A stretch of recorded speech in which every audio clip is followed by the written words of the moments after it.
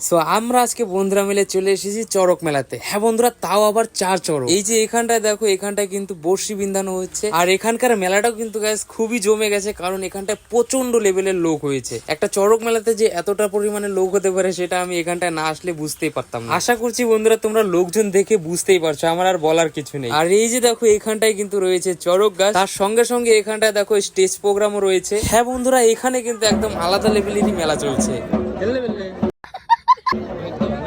এই যে দেখ ভাই, এই যে মোবাইল দেখো, আমাদের সস্তার ফোন।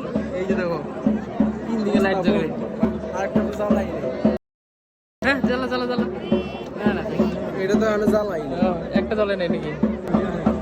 ভাই সাহেব, 4 চড়ক।